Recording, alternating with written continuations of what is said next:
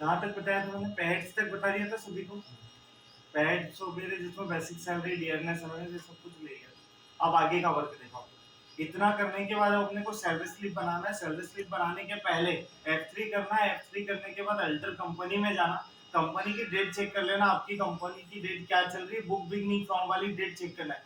Change कुछ भी नहीं करना है आपको, बस चेक करना है। क्या चेक करना है कि बुक बिगनिंग में कौन सी डेट चल रही है, ठीक है।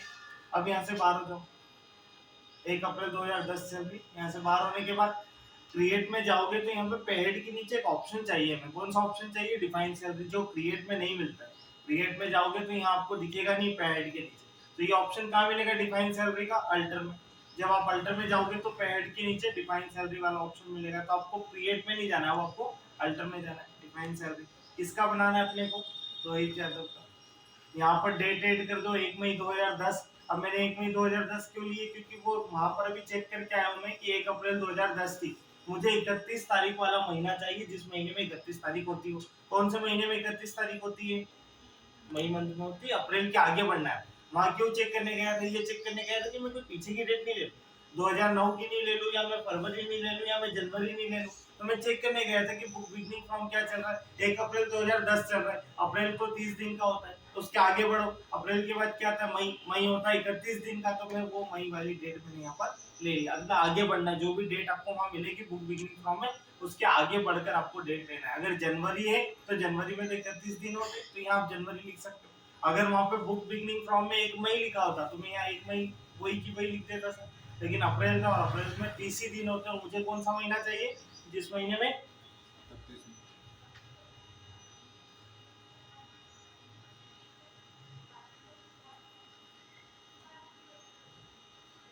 डिफाइन सैलरी करने के बाद सैलरी कैसे डिफाइन करना है? बहुत इजी। बस डेट लिखो यहाँ पर 31 महीने वाली, 31 दिन होते जिसमें महीने में, वो महीना लो, 1 तारीख डालो और जो भी ईयर चल रहा हो वो डालो। और यहाँ पे बेसिक सैलरी सेलेक्ट करो, 30,000 दो। डियरनेस रन सब पेड्स यहाँ पे साइड में मिल जाएंगे लिस्ट अगर आपने बनाया हो। बस एक एक करके सबको एक एक करके यहाँ से सेलेक्ट करो और उसको एक्सेप्ट कर दो। एक्सेप्ट करने के बाद डिफाइन सैलरी हो गया, सैलरी डिफाइन हो गई। अब सैलरी डिफाइन करने के बाद क्या किया जाता है? वाउचर्स में जाना है, अटेंडेंस लेना। अभी सैलरी स्लिप बनी नहीं है, सिर्फ सैलरी जो है वो डिफाइन करिए कि इतनी इतनी इसकी सैलरी रहेगी। अब आपको पेरोल वाउचर में कहा जाना है? अटेंडेंस में। अटेंडेंस ले लो रोहित यादव, पहले अपसेंट ले लेते हैं, 3 दिन का अपसेंट।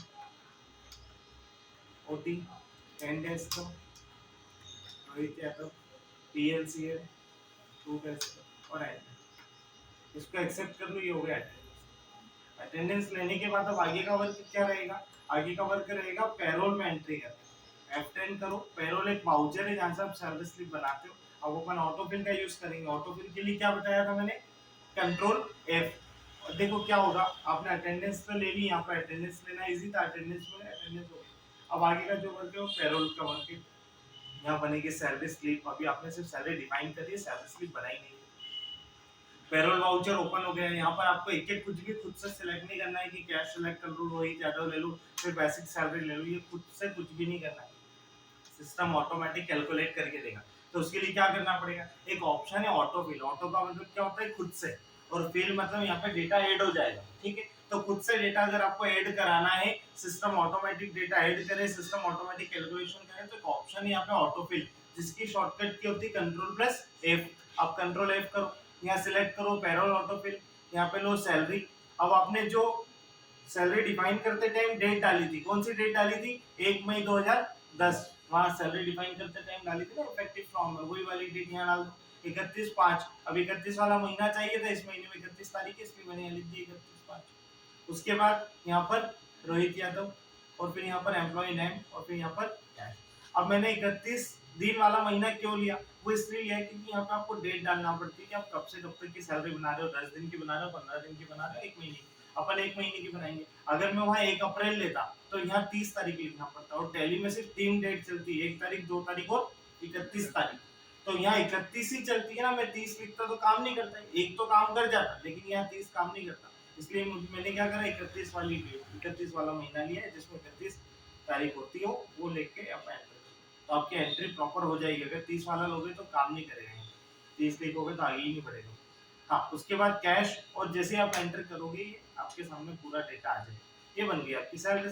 अब ये सही से इसलिए की हुई क्योंकि 21,000 से ऊपर का टैक्स डिडक्ट होता है, हमारी सैलरी 30,000, बाकी ये बेसिक सैलरी में से कट गया वो ऑप्शन का पैसा जो कटना, और एंटर करके accept।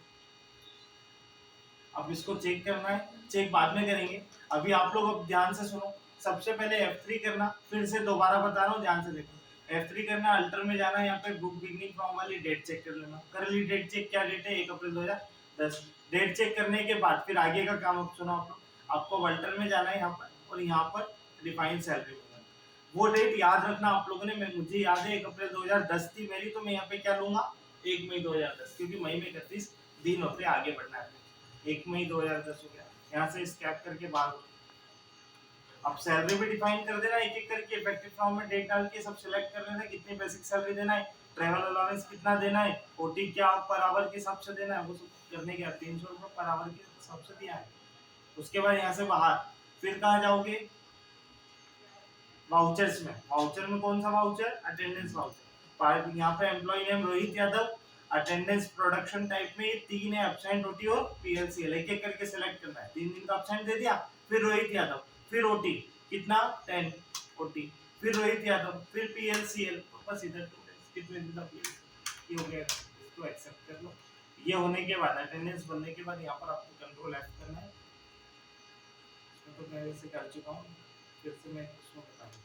यहाँ कंट्रोल एफ करना है, और कंट्रोल एफ करने के बाद पैरोल ऑटोफिल, यहाँ पे क्या सिलेक्ट करोगे, प्रोसेस फॉर सैलरी, यहाँ पे डेट डालना पड़ेगी अपने को कब से कब तक का, और यहाँ पर क्या लिखा हुआ है, एम्प्लॉय, एम्प्लॉय या ग्रुप, अपना एम्प्लॉय सिलेक्ट करेंगे। एम्प्लॉय का नाम क्या है, रोहित है, बस शॉर्ट बाय एम्प्लॉय है, ये कैश जिसे आप एंटर करोगे आपके सामने आ जाएगा। क्लियर, इतना कर लो, जिनका नहीं हुआ वो भी कम